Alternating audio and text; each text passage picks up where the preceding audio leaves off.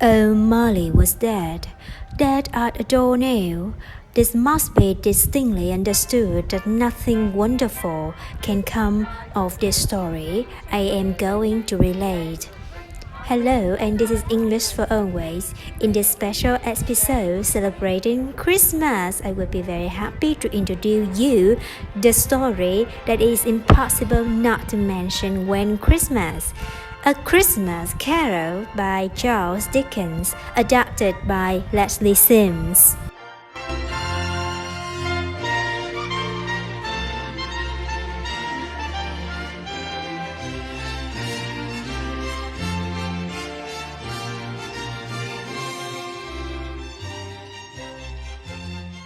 Chapter 1. Scrooge and Marley. Marley was dead at a doornail. Only remained of the firm of Scrooge and Marley was Ebenezer Scrooge. Scrooge, a grasping, greedy, gruesome old man. He was as hard as stone, and so cold inside, his face looked frozen. Scrooge didn't care for anyone and hardly cared for him. Even Christmas cheer couldn't thaw his icy heart. One Christmas Eve, he was busy in his counting house. He had left his office door open to keep an eye on his clerk, Bob Cratchit. "A Merry Christmas, Uncle!" cried a cheerful voice suddenly. It was Scrooge's nephew Fred. "Bah! Humbug!" said Scrooge. "Ha! If I had my way," Scrooge added, "every idiot who said Merry Christmas would be cooped with his own cake." "Really, Uncle?" cried Fred. "Come, why not eat with us tomorrow?" "Good afternoon," Scrooge replied, returning to his books. As Fred left, two other men came in, collecting for the poor. "Are there no prisons?" asked Scrooge. "No workhouses? I pay for those. That's enough." The men went down into the bitterly cold afternoon, shaking their heads. A little later, a crafty bay poured by Scrooge's office and began to sing, "God rest you, merry gentlemen." But one looked at Scrooge, and he fled without finishing the verse. Finally, it was time to go home. "You want the whole day off tomorrow, I suppose?" Scrooge snapped at Bob. "If it's convenient," said Bob. "It isn't. Be here only earlier the day after." Scrooge left the office with a groan. Bob quickly looked up and set off for home. Scrooge went for his usual lonely in a lonely inn.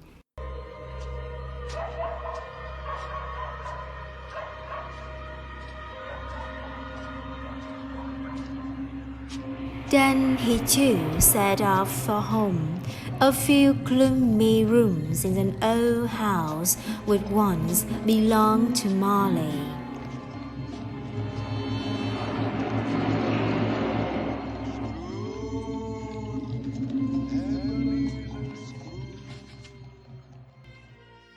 Chapter 2. Marley's Ghost.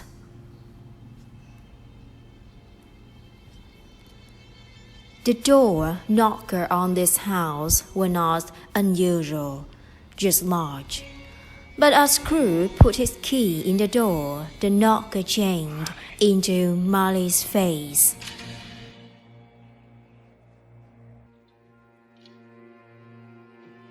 Startled, Scrooge turned his keys and went in. Was the back of Marley's head sticking out into the hall? No, he saw only Scrooge. "Pah! Humbug!" he said, closing the door with a bang. But he checked all his rooms just in case, before he got ready for bed. Without warning, an old bell began to ring.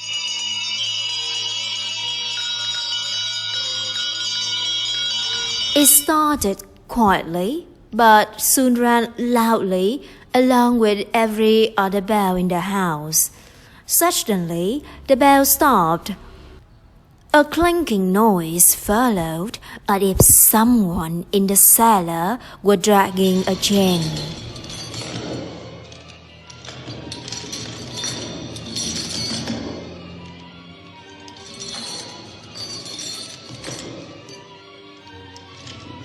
Then, slowly, something came through the door.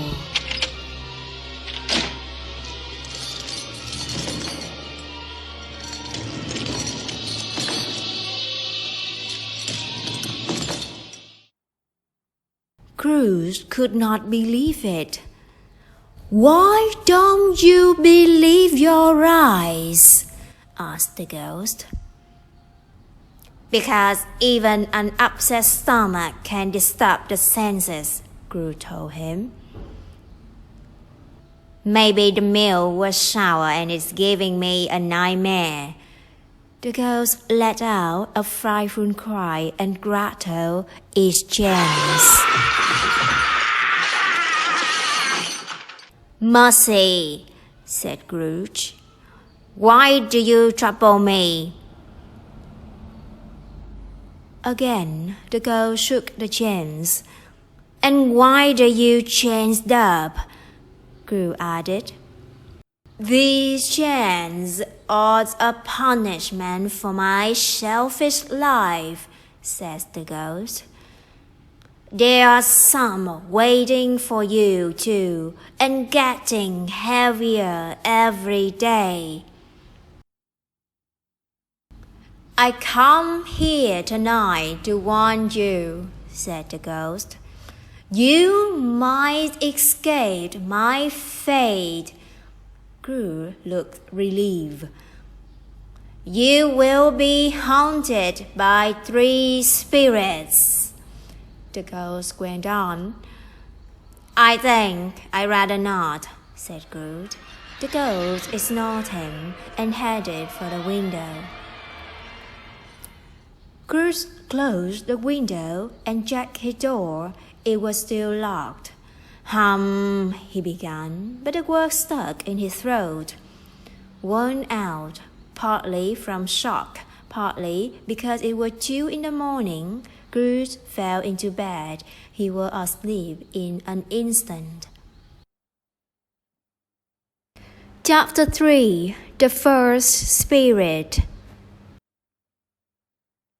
Scrooge awoke in total darkness. To his surprise, a clock chimed 12. He lay awake, fearfully counting down the next hour. On the stroke of 1, a hand drew back the curtain around his bed.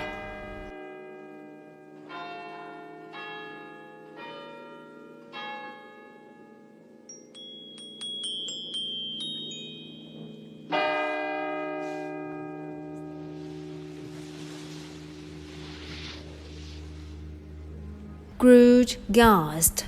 He was face to face with the strangest creature he has ever seen. A light shone out of his head, and it carried a cap like a candle snuffer.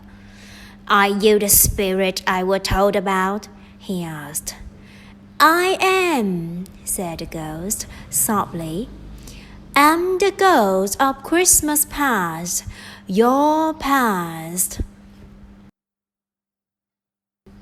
Scrooge clung to the spirit as he floated through the window and out, not into the foggy city, but a bright, cold day in the country. "I was a boy here," Scrooge cried. The girl took him to his old schoolroom, where a lonely boy sat alone. Before he knew it, they was back in a busy city and entering a warehouse where a party were in full swing. And here I was an apprentice, cried Scrooge. There's my master, old Fezziwig. He made us so happy. The party faded, leaving Scrooge and the spirit outside. There was a young Scrooge again, sitting beside a beautiful girl. I cannot marry you, she said sadly. You love money more than you love me. The scene changed, and Scrooge found himself in a comfy room filled with children. They were his own love, now married to another man. Scrooge began to struggle with the ghost. As he did, he noticed the light on his hairs burning even more brightly. Scrooge grabbed the spirit's cap and put it over the light, flashing hard. The spirit sank down, and Scrooge sank into a deep sleep. Wow, what an interesting story! And what happened next to Scrooge? Now, let's wait for the next video. The rest of the story will be read on the next one. I hope that you guys all have a Merry Christmas. Thank you for watching. Please give me a comment, a like, and a subscribe on my channel. See you next time.